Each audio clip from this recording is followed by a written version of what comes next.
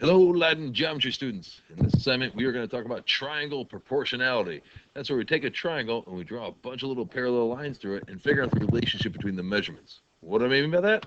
Well, the problems you're going to look like are the problems you're going to do are going to look like this. Here we got two triangles, we got some parallel lines in it, and a whole bunch of measurements, and we're trying to find one of these measurements. In this case, it's little RT, but we'll get to this in just a moment. First off, what we need to do is start with the triangle. And what we're going to do is we're going to have one triangle, and then we're going to draw another triangle inside it.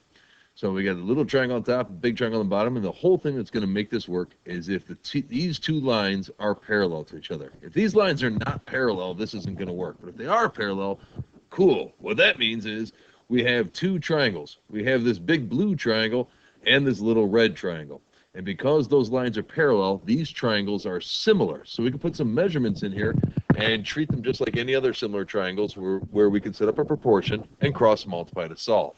The trick is going to come because these measurements here on the bottom part of the blue triangle are not the full lengths of the sides of the triangle. They're only partial lengths.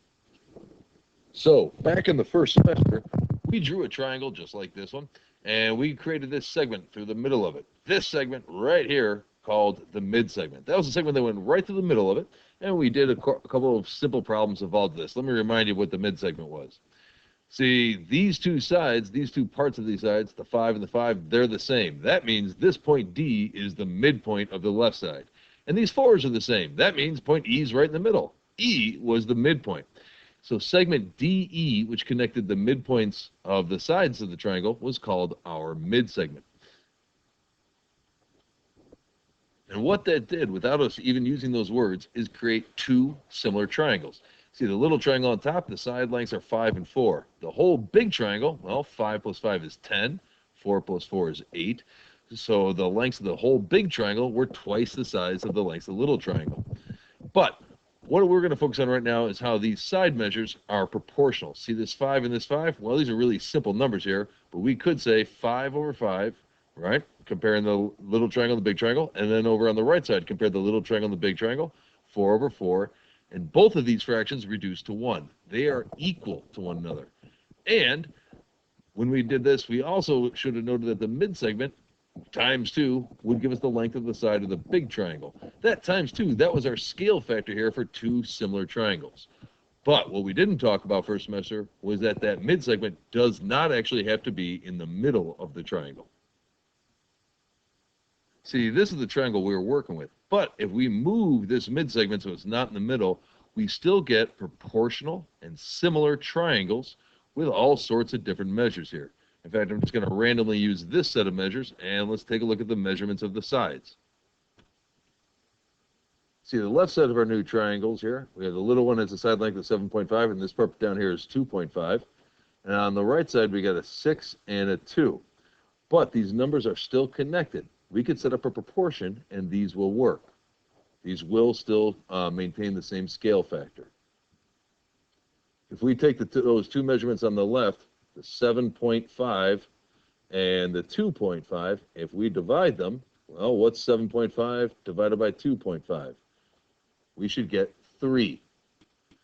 On the right-hand side, we can do the same thing with these numbers. 6 for the top part, or the bottom part 2. If we actually divide these, we get 3 as well.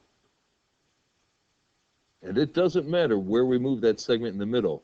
What's always going to happen is these two numbers, if we turn them into a fraction, are going to be equal to these two numbers when we turn them into a fraction.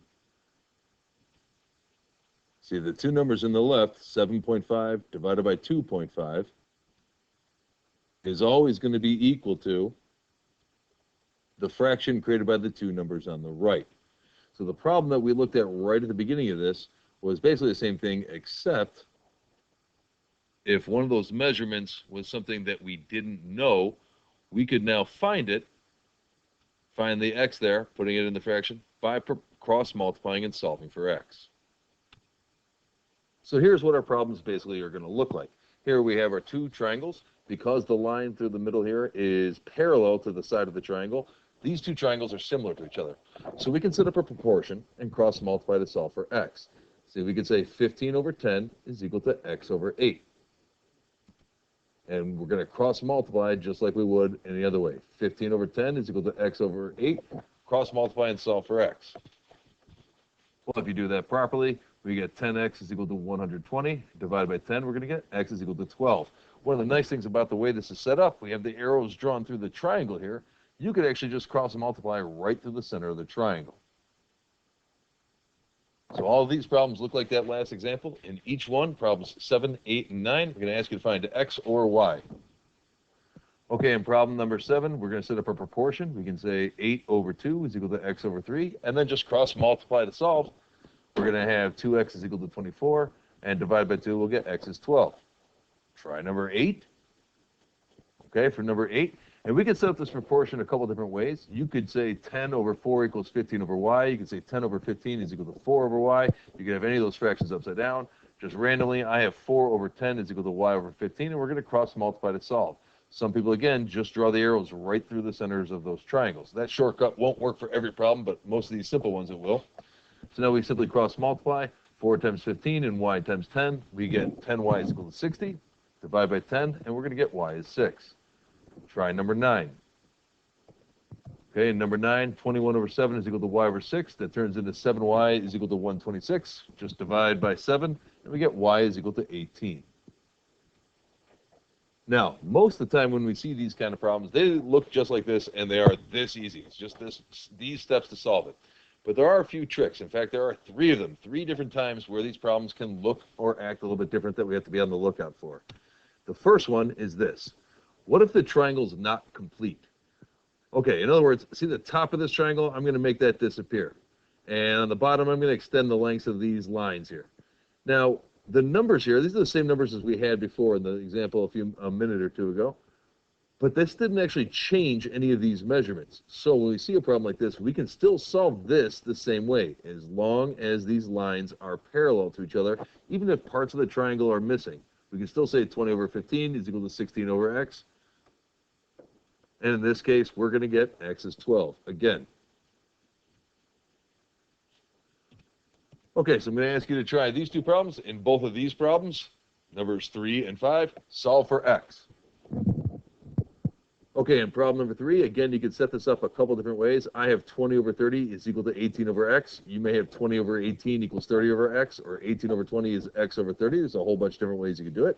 But no matter which way you set that up, as long as you don't put the 20 over the x, 20 and x got to be diagonal from each other, you're going to end up with x is equal to 27.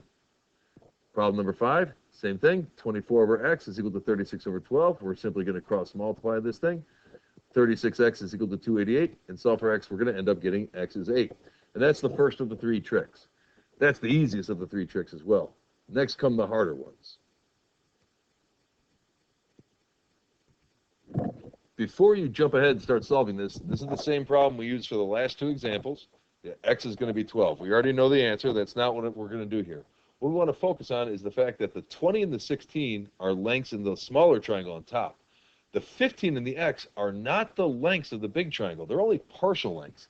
In fact, if I want to know how long the whole big triangle is, if I want to know the entire, oh, we don't need that. If I want to know this entire distance, I would have to add 20 plus 15 to get that. What would that distance be? Easy, that's 35. 20 plus 15 is 35. And the idea here is realizing that this 15 is not a full length of the side. The length of the big triangle is 35. So we're going to run into problems that will look like this. We're given this full length of 35, and then this 20, the full length of the little one, and we'd have to figure out this missing measurement, and we'd get it by subtracting. 35 minus 20 would give us that 15. Okay, so here's the tricky part. If you find yourself dozing off, you got to wake yourself back up for this. The tricky part, dealing with full lengths versus those partial lengths. Here is a triangle. On the left-hand side, we got 4 and 14. On the right, we got 6 and 21. And what it looks like is we have 2 measures for each side of the triangle, but that's not really true. We have 3 measures. If we know this is 4 and this is 14, then we also know that this is 18. If we know on the right side that we have a 6 and a 21, then we also know that this full length is 27. So now each side of our triangles here has 3 measurements. We have 3 measurements on the left and 3 measurements on the right. And when we try to pick numbers to solve an equation, we have to pick our numbers in pairs. For example, Any one of these numbers could be x. And if we're looking to solve for one of them, well, you'd pick one of these sets of numbers, and let's say you pick the 4.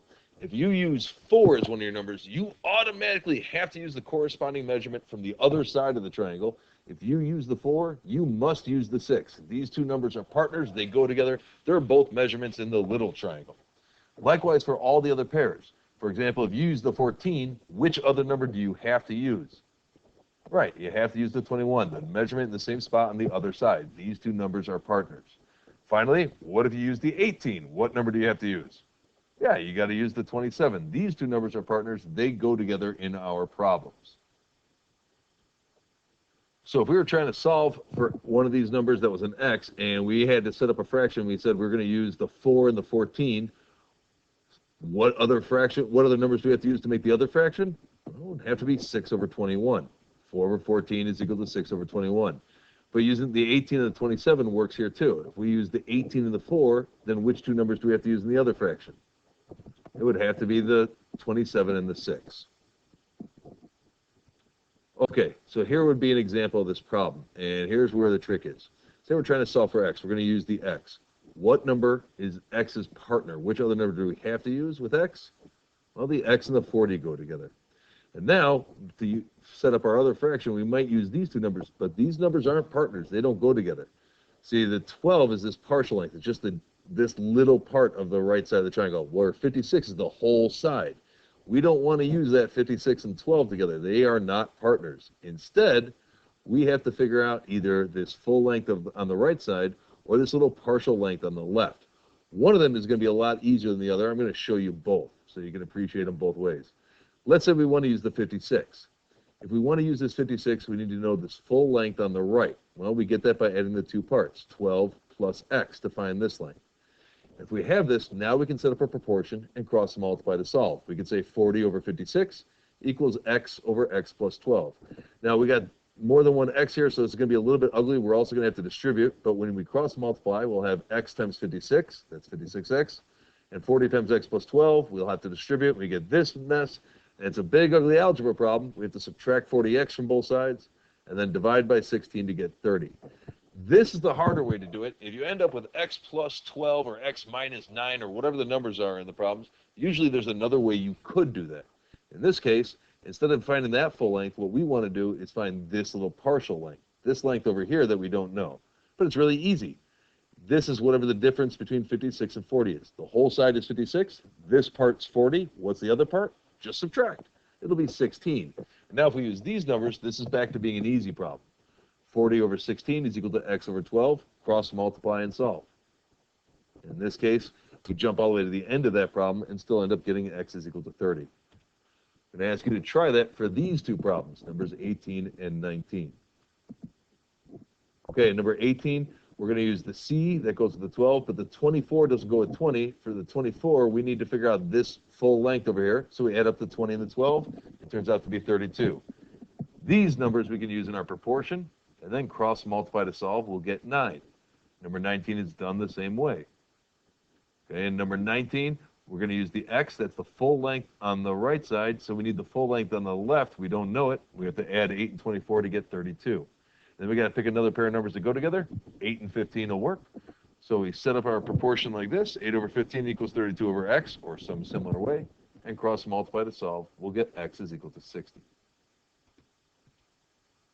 Okay, the last trick. There's the other side. See, the left and the right are both cut up by this line through the middle. But these two parts, the bottom of the small triangle, the bottom of the big triangle, are not. You have to realize that both of these count as full lengths of the triangle. For example, if we were trying to solve for x in this problem, we would partner up 16 and x. Those are two corresponding measurements in that little triangle. But the 30 does not go with 24. See, 30 is this full length of the bottom, and 24 is just only this partial length. To use the 30, we need to find the full length of the left side. Why? Because 30 is the full length of the bottom. So we need to find not just this little part, but this whole left side. It's easy to find, just to add 16 and 24 together. What do we get for that? It's 40. So now we have our numbers. We can set up a proportion to cross multiply and solve. Something like 16 over x is equal to 40 over 30. And then cross multiply that. We're going to end up getting 12 for x. But if you're using this bottom length that's not cut up, you have to realize it's a full length. And you have to pair that up with the other full lengths. Take a minute, try these two problems, problem 7 and 9. Okay, in problem 7, the 6 and the 10 go together, so we can make a fraction with those two numbers. And then the 15 doesn't go with the x. X has to go with this full left side. It's got to be 21. So now we can set up a proportion with these sets of numbers. And cross multiply to solve, we'll get x is equal to 35. If you haven't done it yet, try number 9. Okay, in number 9, the x goes with the 12, but the 20 has to go with the full length of the left side, and that's going to be 24. Where do we get that? We added the 12s together. So the 20 goes with 24, and the x goes with 12. Now we can set up a proportion to cross multiply and solve, and x will turn out to be 10.